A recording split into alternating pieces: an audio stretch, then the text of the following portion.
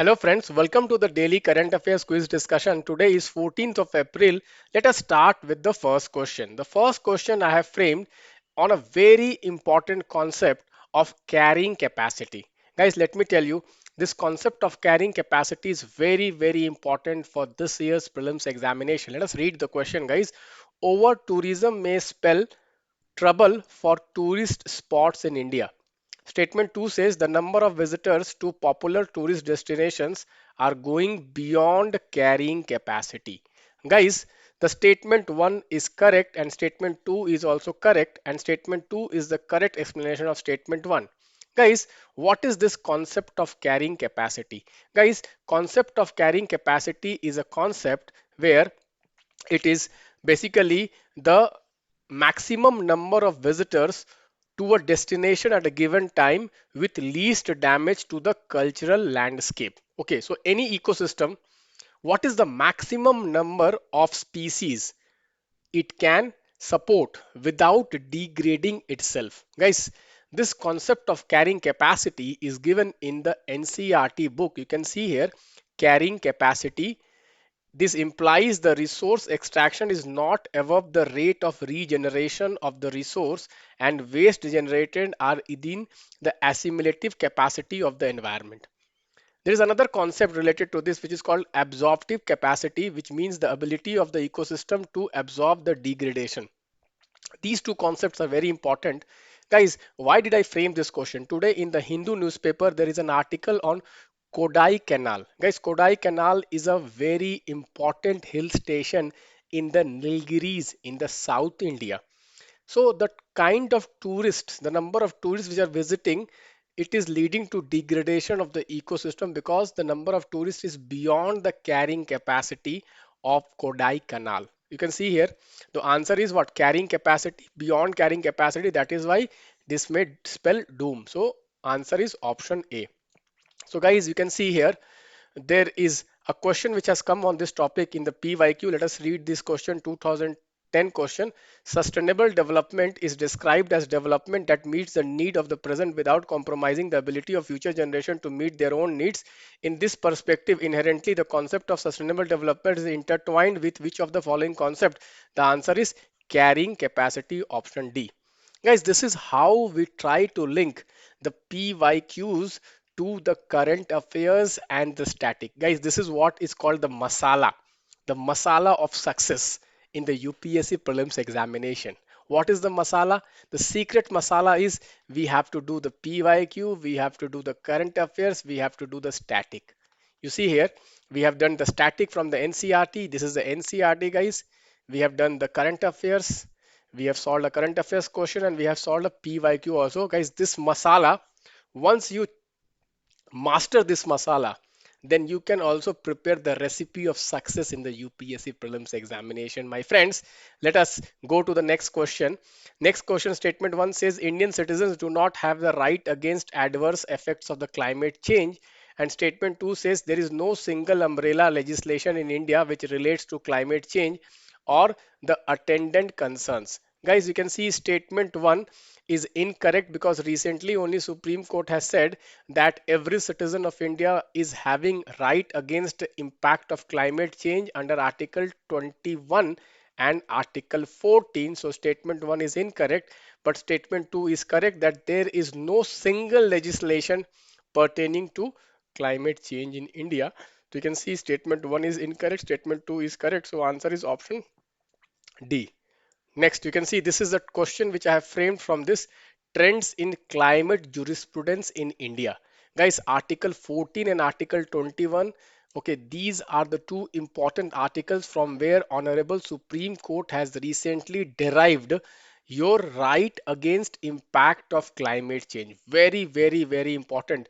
This is going to come. Guys, there are some important cases of Supreme Court which has led to development of the jurisprudence of climate change in India, and this case is MC Mehta versus Union of India and Godavaram Thirumal Pad cases. So these two important cases you should make note of. These two are related to environment jurisprudence in India. Okay, guys. There are some legislations also which are mentioned here. You can see here Wildlife Act 1972, Water Pollution Act 1974, Air Pollution Act 1981, then Environment Protection Act 1986, then NGT Act 2010. Okay, these are the important acts, and some missions are also mentioned. You can see a National Mission on Solar, National Mission on Enhanced Energy Efficiency, and National Mission on Green India.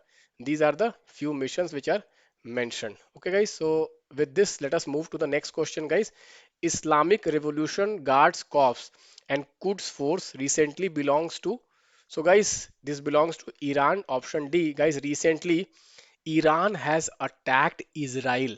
Why Iran has attacked Israel? Because recently Israel has attacked, okay, one of the embassies of Iran in Syria. And in that attack, some of the top generals of Islamic security forces, which is the Quds force, were, okay, assassinated. In this context, Iran has basically attacked Syria.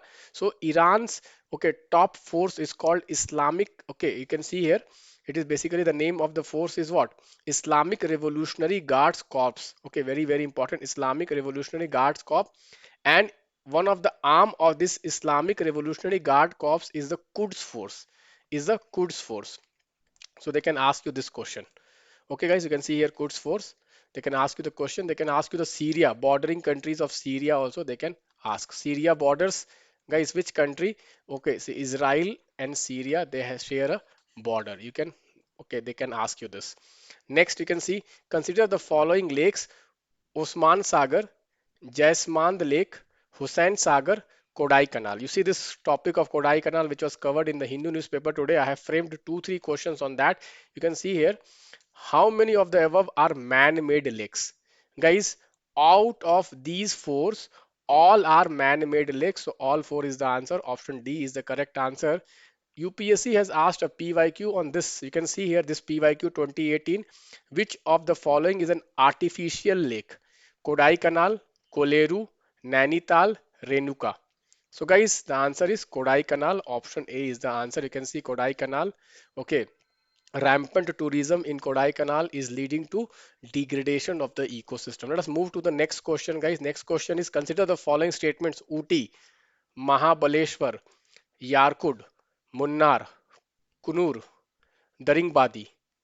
How many of the above are located on the Western Ghats in India? How many of them? So all these are what, guys? All these are, okay, stations. They all these are what, guys? Hill stations in India, in South India, hill stations. How many of them are located on Western Ghats? So guys, Uti is located on Western Ghats, Nilgiris, Mahabaleshwar is located in Sahyadris, again Western Ghats, Yarkud is located in Eastern Ghats, okay, Eastern Ghats, Munnar again in Western Ghats, Kunnur again in Western Ghats, and Daringbadi is located in Odisha.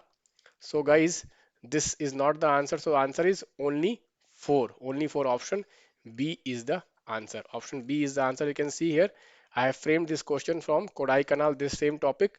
Okay, one of the hill stations. So guys, you can see Western Ghats Hill Station, Ooty, Mahabaleshwar, Lonavala, Khandala, Munnar, Ponmudi, Kunnur, Virthi, then Kodai Canal, Lovedale, Muttupatti, okay, Meghamalai, Valparai, and Eastern Ghat we see Panchmalai, then Daringbadi, then Sharoy Hills, then Murray Dumili, Horse Hills Hill, and Yarkud. So this hill is very, very important. Guys, this is in Andhra Pradesh, Horsley Hills and Sharoy Hills. It is in Tamil Nadu. Many times UPSC asks questions on that. So these are the hill stations on the Western Ghats and Eastern Ghats. They can ask you. Okay, so guys, you see how we are thinking and how we are framing the PYQs and how we are linking to the current affairs. So guys, these current affairs quiz discussions are really very, very, very useful. I'm telling you, you'll see a lot of questions coming from this PPP discussions. So guys, please follow and make notes of this. Thank you. Bye bye. Take care.